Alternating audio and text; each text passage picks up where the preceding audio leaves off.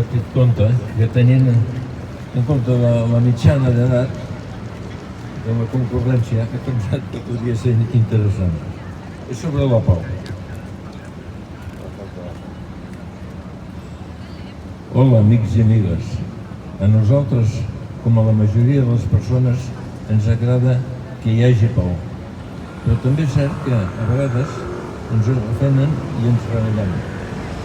En aquest missatge de pau hi trobarem unes propostes que ens poden ajudar a construir millor la pau. Acompanya'ns a descobrir.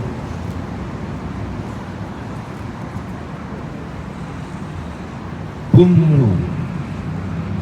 Ni tu, ni jo, ni ningú no pot ser culpable del que va passar abans que naixéssim. Saps per què? Perquè no existíem.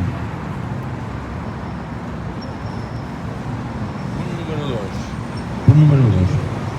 Et proposo que no ens barallem pel que va passar abans que naixéssim. Així serà més fàcil ser amics. Saps què passaria? Podríem construir junts un millor món per a tots. Què creus que hagués passat si per alguna raó la teva mare i el teu pare no s'haguessin conegut? Tu no hauries nascut, no existiries. Punt número 4. Coneixes la història del teu poble i del teu país? Sé que hi va haver coses bones i d'altres que no ho van ser tant, però bones o dolentes, gràcies a elles vam néixer tots els que ara estem aquí. Et dic una cosa, quina alegria, estem vius, existim. Punt número 5. Mai no havia pensat que si alguna cosa de la història hagués estat diferent, jo no existiria. Ni jo ni molts dels que ara existim. T'has adonat que tenim en comú els que habitem aquest món? Que existim. I per això som germans en l'existència. Punt número 6. Les persones que més s'estimen són les que viuen més contents. És clar, i així és més fàcil construir la pau. Però podem obligar algú que ens estimi? No, perquè no seria amor de debò.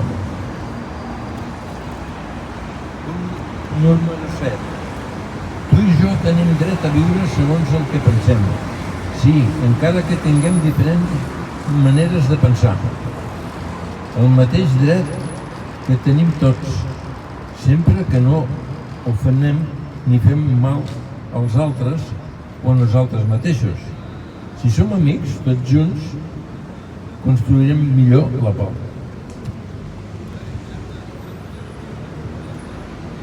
La Carta de la Pau, dirigida a l'ONU, és una iniciativa nascuda a Barcelona en el si de dues entitats culturals catalanes, la Universitas Albertiana Interdisciplina i Àmbit d'Investigació i Difusió Maria Corral. La Carta de la Pau es va presentar públicament i per primera vegada a Barcelona el 22 d'abril de 1993 i des d'aleshores s'ha començat a difondre per més de 80 països dels 5 continents. L'objectiu d'aquesta carta és que la llegiu la major quantitat de persones possible.